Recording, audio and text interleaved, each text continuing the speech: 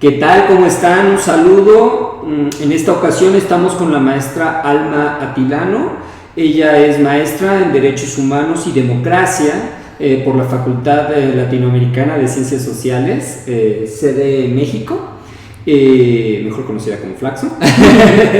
Sus líneas de investigación van en las áreas de género y derechos humanos. E incluso ha publicado un artículo sobre esta temática en relación con los derechos humanos de la mujer, una aproximación al discurso de la doctrina social católica en específico, y bueno, actualmente es profesora en la Universidad Nacional Autónoma de México en la carrera de Sociología. Muchas gracias por aceptar, Alma, y me gustaría preguntarte ¿qué son los derechos humanos? Muy bien. Bueno, vamos a empezar definiendo derechos. Bueno, primero quiero darte las gracias por invitarme a platicar un ratito contigo. Y claro, derechos humanos. Bueno, para hablar de derechos humanos, lo primero que tenemos que hacer es partir del concepto dignidad humana.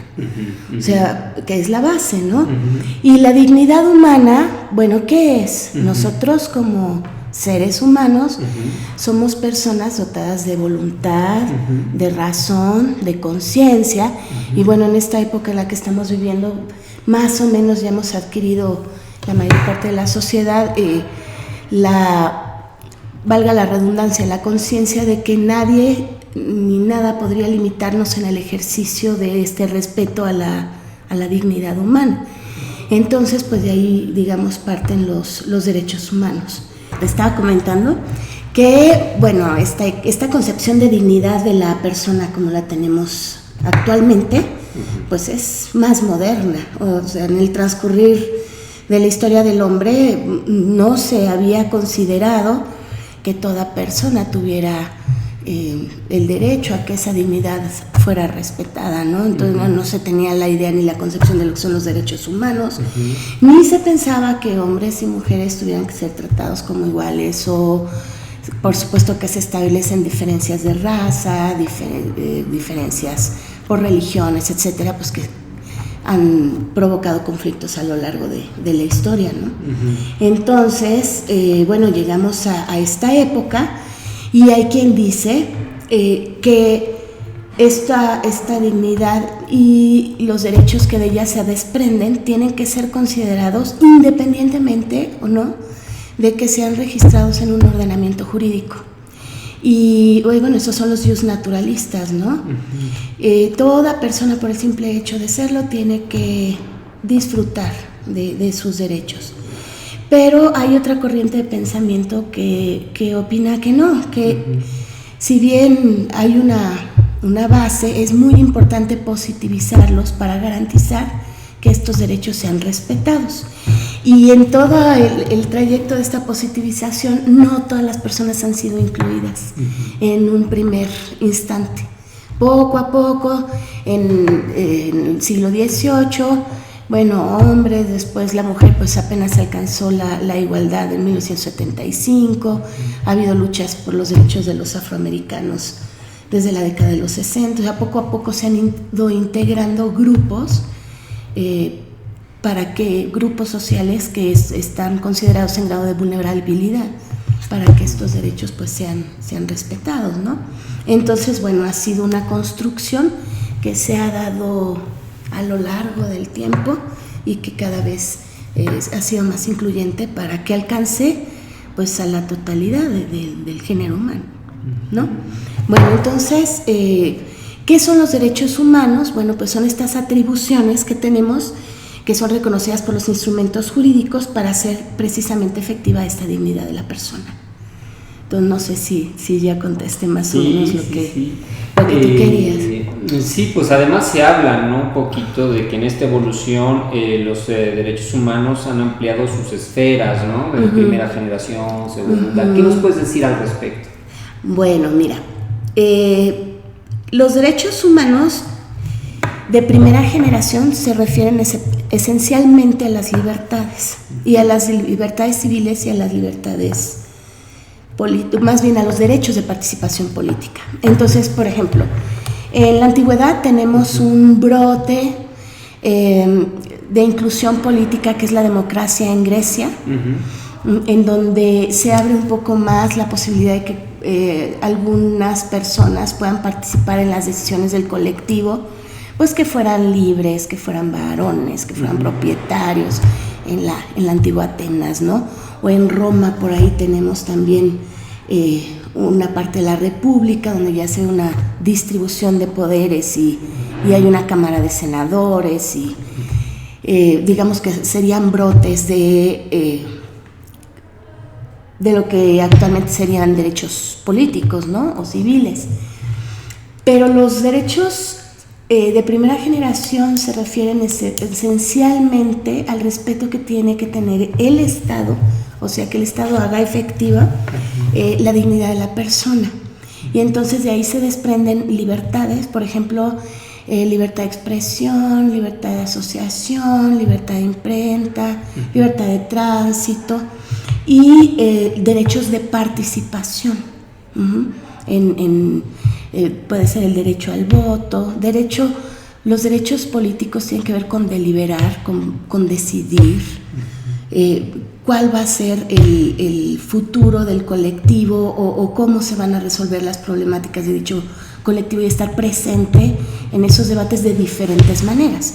Digo, ahorita, por ejemplo, pues sería muy difícil que pudiéramos tener una democracia directa, ¿no? Donde fuera yo y votara como en la antigüedad, pero pues se han establecido canales de participación para que haya mayor inclusión y vivimos pues en una democracia representativa.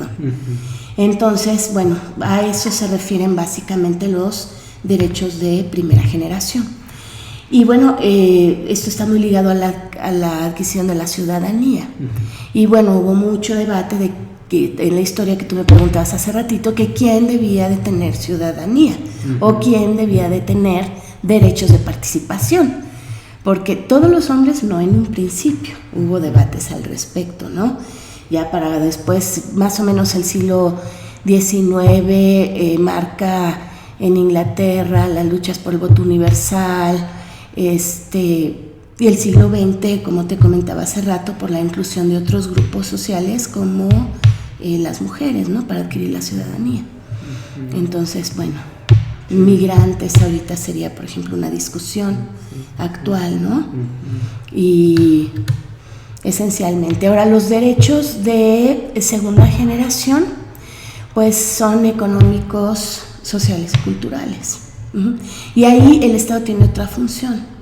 Hay que otorgar, son derechos en donde el Estado adquiere la obligación de proveer, por ejemplo, educación, garantías para ejercer un trabajo en condiciones de dignidad, una vivienda digna, acceso a la cultura.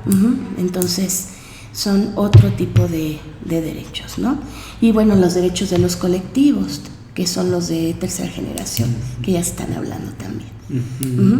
Algunos señalan que hay una contradicción en estos últimos derechos, en tanto que si los derechos humanos son tales, pues deben de ser universales, y estos últimos, que van en colectivo, pues entran directo en crisis con esto. ¿Qué opinión te merece este asunto?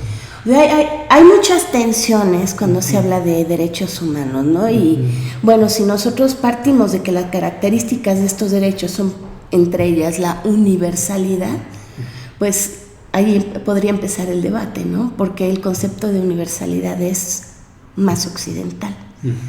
Y entonces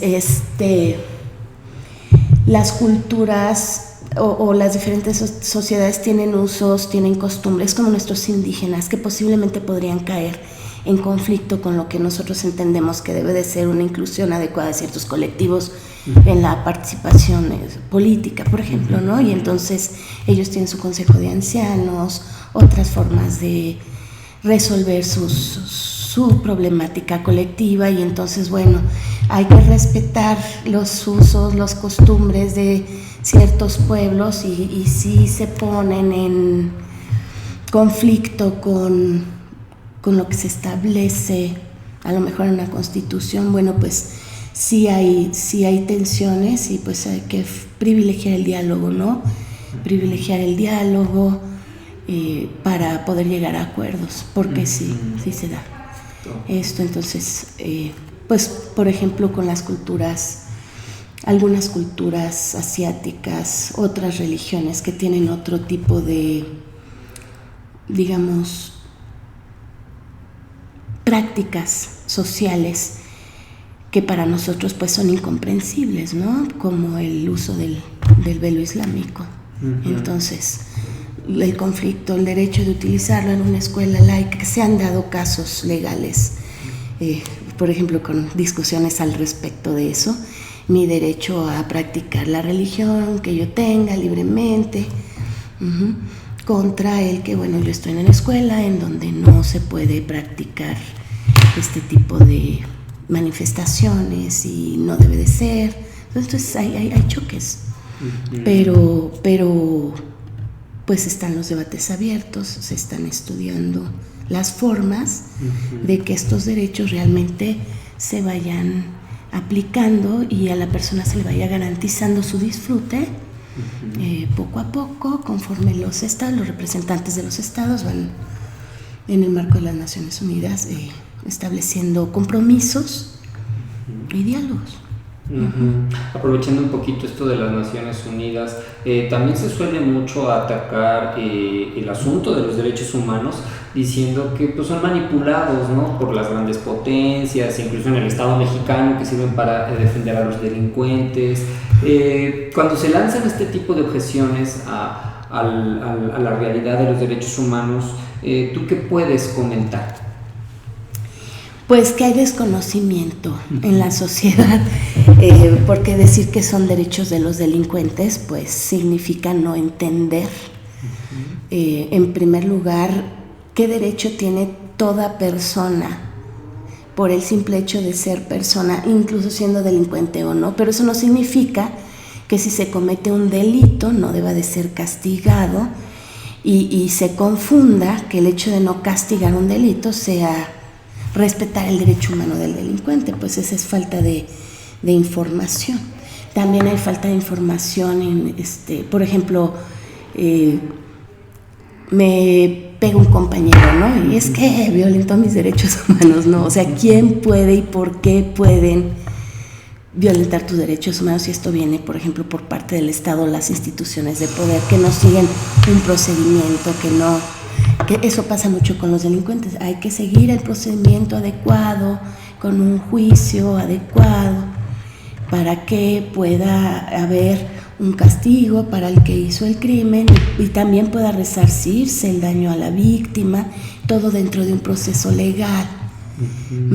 Pero bueno, muchas veces no se cumple con esos procesos. Sí es cierto que hay delincuentes que salen impunes o que no se está cumpliendo el procedimiento como debe de ser, y entonces dicen lo que pasa es que se está favoreciendo el derecho del delincuente, ¿no? Entonces ahí pues en lo que hay que trabajar mucho pues es en la información, en que sea una buena información, y en la educación también, para que todos sepamos cuáles son los derechos, cómo debemos de hacer que se nos garanticen estos derechos. Tenemos una constitución que nos protege en ese aspecto, ¿no? Legalmente están positivizados, pues. Entonces el Estado, una vez que están en ese orden jurídico, pues tiene la obligación de promoverlos, de educarnos a nosotros en el conocimiento de cuáles son los derechos, de aplicar justicia, de dar castigo a la delincuencia, de resarcir el daño de la víctima, de hacer investigaciones. Y estas son, ahorita que decíamos de las Naciones Unidas, que me desvié tantito, obligaciones que tiene el Estado mexicano frente a la comunidad internacional. México ha firmado muchos tratados, las declaraciones, y está obligado a garantizar que los mexicanos tengamos o disfrutemos del goce de estos derechos. Aprovechando esto, pues quisiera preguntarte ¿cómo diagnosticas la situación de los derechos humanos en México y si crees que ha habido algún avance o habrá algún avance al respecto? Pues mira, ha habido avances.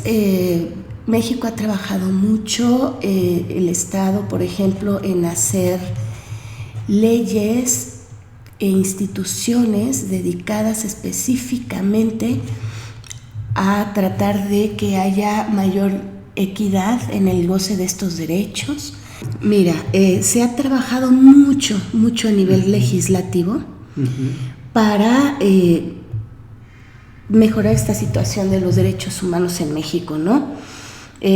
Ha habido reformas constitucionales de gran importancia que nos ayudan a concebir o interpretar o aplicar los derechos humanos en México de una forma diferente, ¿no? Más efectiva. Se ha trabajado también mucho en la armonización legislativa, en tratar de que las leyes estatales coincidan con las leyes federales que ya tuvieron esta reforma, y también con los compromisos que México ha adquirido frente a la comunidad internacional. Entonces, si hay una armonización en todas las legislaciones, pues es más fácil garantizar el disfrute de estos derechos. Entonces, por ahí ha habido mucho trabajo, ¿no? Legislaciones secundarias también. Pero es evidente, y bueno, todos sabemos que si bien las leyes ahí están, pues la realidad de su aplicación pues tiene muchos pendientes, ¿no? Hay casos muy delicados ahorita, pues que todos sabemos, ¿no? Ayotzinapa, Nochitlán, entonces el asunto de los feminicidios, bueno, tantos aspectos que nos preocupan como sociedad y que tenemos que trabajar más en eso, ¿no? El Estado tiene también que trabajar más en ser garante de estos derechos. ¿Este discurso de los derechos humanos impacta en todas las personas o solo en aquellos que sufren ciertas vejaciones un tanto como icónicas o no? ¿Qué dice de esto? Bueno, pues evidentemente los derechos humanos impactan en toda persona, son para todos y todas, y se dice muy claramente en la Carta de la Declaración Universal de los Derechos Humanos, no importa género, no importa afiliación política, no importa edad, no importa salud, bueno, no, todo el mundo tiene que tener acceso a estos derechos. Sin embargo, también se reconoce que hay grupos que han sido históricamente marginados y que a pesar de que haya disposiciones legales de esta naturaleza, pasan los años, pasan las décadas y no acceden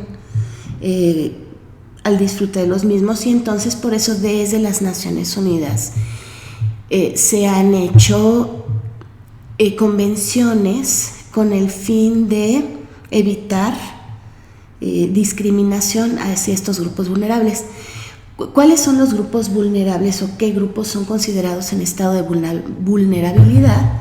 Pues pueden ser minorías religiosas, pueden ser mujeres, niños, personas con discapacidad, entonces minorías étnicas. Y bueno, estos grupos necesitan o requieren de una atención mayor o de ciertas políticas para favorecer ya su inclusión en el disfrute de estos derechos, ¿no? Pero que la igualdad no sea legal nada más, sino realmente sustancial. Entonces hay estrategias que se busca seguir ya como compromisos del Estado frente a la comunidad internacional, por medio de tratados y convenciones para lograr que estos grupos tengan acceso, ¿no? Como es el caso de la Convención para eliminar toda forma de discriminación contra la mujer. Entonces se reúnen, platican de las problemáticas más importantes, la pobreza, el acceso a la educación, la violencia, etcétera. Se establecen estrategias, se revisan esas estrategias eventualmente, se firman compromisos. Y así, precisamente, porque son para todos, pero actualmente no todo el mundo está convencido de que realmente todos deban de disfrutar esos derechos o le dan otro significado, por ejemplo, al derecho de libertad o al derecho de igualdad, por estas diferencias culturales de las que hablábamos hace un momento, ¿no? Por último, quisiera preguntarte si alguien considera que sus derechos humanos han sido vulnerados, ¿a qué instancias podría acudir uno como una persona que desconoce sobre estos asuntos, ¿no? ¿Qué puede hacer uno? Fíjate que eso es muy importante y hay que trabajar sobre ello para que la ciudadanía sepa cómo actuar. Bueno,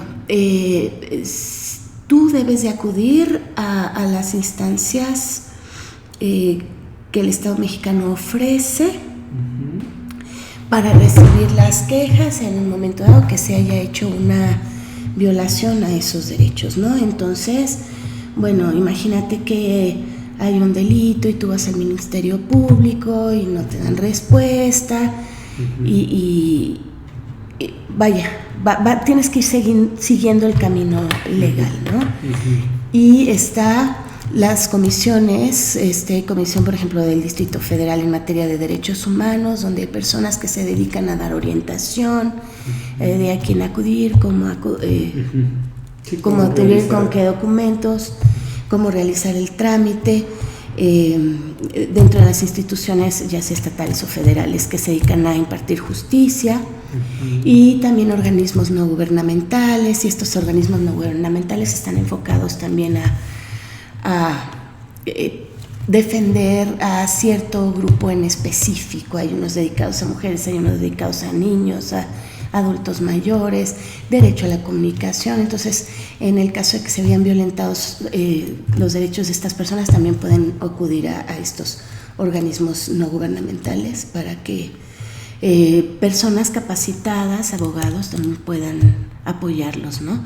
Pero bueno, es deseable que se aplicara la justicia y que se pudiera dar dentro de las fronteras de México con las instituciones que aquí prevalecen.